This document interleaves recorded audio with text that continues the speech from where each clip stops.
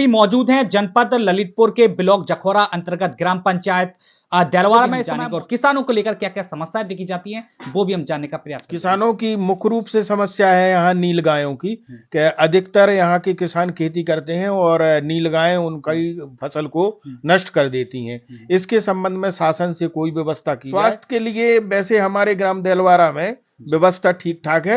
यहाँ पर सरकारी अस्पताल है और प्राइवेट 2-3 डॉक्टर भी हैं और हमारे यहाँ एक जो आयुष चिकित्सालय खुला हुआ है जिले का। वैसे सरकार काम तो सही कर रही है, सरकार की जो योजना है वो भी सही चल रही हैं और जो है वैसे उसमें कोई ज्यादा परिवर्तन की आवश्यकता गौशाला भी आपके गांव एक जो SBM है उसका हमारे पास बजट आया है तो उसके द्वारा हम नालियों का काम और जी हैंडपंपों की जो सोख्ता गड्ढे हैं उनका, खाद गड्ढे हैं, इनका अच्छा काम इसका जो शासन से आ रहा है। स्वागत है आपका और इस समय हम अभी मौजूद हैं जनपद ललितपुर के ब्लॉक जखौरा अंतर्गत ग्राम पंचायत देलवाड़ा में इस समय मौजूद है और हमारे साथ ग्राम प्रधान प्रतिनिधि जी मौजूद है। और जैसे हमने आपको तमाम गांव की हकीकत दिखाई, क्या कुछ व्यवस्थाएं वहां पे देखने को मिलती है, कितनी क्या व्यवस्थाएं दम तोड़ती हुई देखी जाती हैं, सरकार का क्या कुछ प्रयास देखा जाता है वो भी हमने दिखाया था। आज हम ग्राम पंचायत देलवाड़ा में पहुंचे हैं और हमारे साथ ग्राम प्रधान प्रतिनिधि जी मौजूद हैं। जानेंगे आखिर क्या कुछ हाल वर्तमान में स्थितियां देखने को मिलती है, विकास किस तरह यहाँ पे उसकी गंगा बहती हुई देखी जाती है, थोड़ा सा भी वो भी हम जानेंगे और किसानों को लेकर क्या क्या समस्याएं देखी जाती हैं वो भी हम जानने का प्रयास करेंगे। जी स्वागत है आपका। मेरा नाम पर्वतलाल कुशवाहा एडवोकेट है, मैं ग्राम देलवाड़ा का प्रधान प्रतिनिधि हूँ। अच्छा, बात करें अभी हम सबसे पहली बात किसानों को लेकर, किसानों की समस्याएं क्या कुछ देखी जा रही है? किसानों की मुख्य रूप से समस्या है यहाँ नील गायों की कि अधिकतर यहाँ के किसान खेती करते हैं और नील गायें उनकी फसल को नष्ट कर देती हैं। इसके संबंध में शासन से कोई व्यवस्था की जाए, शासन से यही वो निवेदन है कि शासन से कोई व्यवस्था की जाए। जी, बाकी बात करें हम और भी गांव में तमाम विकास होते हैं, सड़कें हो गई, बिजली हो गई, पानी हो गई, स्वास्थ्य शिक्षा।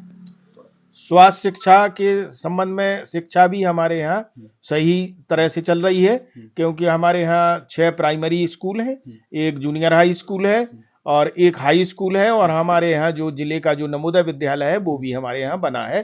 तो शिक्षा के क्षेत्र में ठीक ठाक है, लेकिन एक समस्या है कि यहाँ की जो लड़कियां हैं वो हाई स्कूल पास करने के बाद वो आगे नहीं पढ़ पाती क्योंकि यहाँ इंटर कॉलेज नहीं है और इंटर करने के लिए उनके लाने ललितपुर जाना पड़ता है या अन्य जगह जाना पड़ता है, इसलिए परेशानी होती है।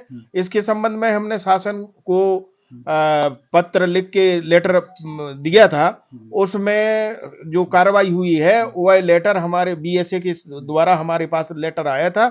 उसमें ये लिखा था कि 2023-24 में जो बजट प्राप्त होगा तो आपका इंटर कॉलेज कर दिया जाएगा। एक और चीज, स्वास्थ्य को लेकर और बिजली को लेकर ज्यादातर समस्याएं देखी जाती हैं। स्वास्थ्य के लिए वैसे हमारे ग्राम देलवाड़ा में व्यवस्था ठीक ठाक है।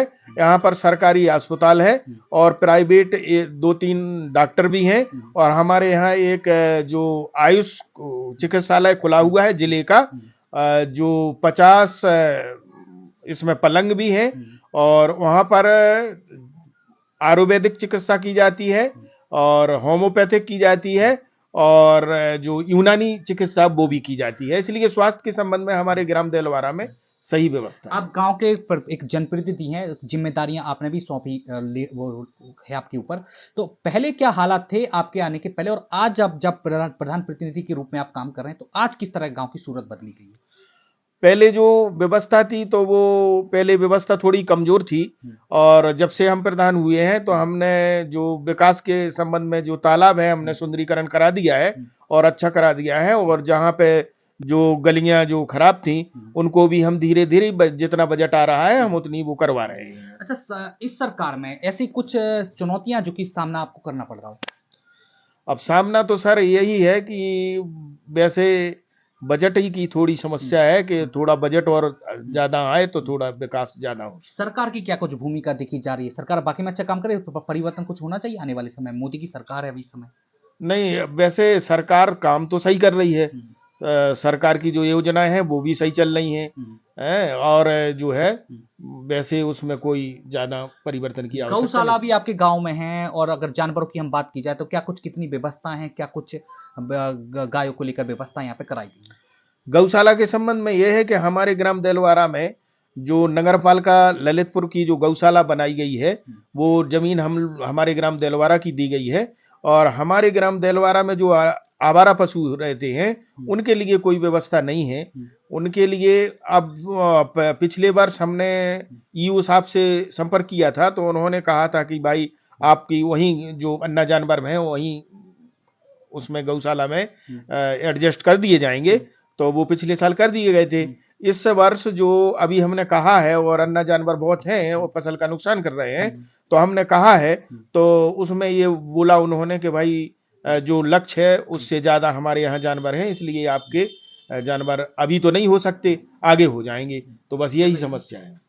अच्छा, बाकी अगर हम बात करें आने वाले समय में और क्या व्यवस्थाएं आप दुरुस्त आने वाले समय में आप करवाने वाले हैं अपने गांव में, क्या क्या कमियां भी देखने को मिलती है जो आने वाले समय में आप उनको दुरुस्त कराएंगे व्यवस्था? हाँ, आने वाले समय में जो बजट प्राप्त होगा उससे हम वैसे अभी जल जीवन मिशन के द्वारा जो बनाई जा रही है, और जो हमारा और एक जो एसबीएम है उसका हमारे पास बजट आया है, तो उसके द्वारा हम नालियों का काम और ये हैंडपंपों की जो सोख्ता गड्ढे हैं उनका, खाद गड्ढे हैं, इनका अच्छा काम इसका जो शासन से आ रहा है।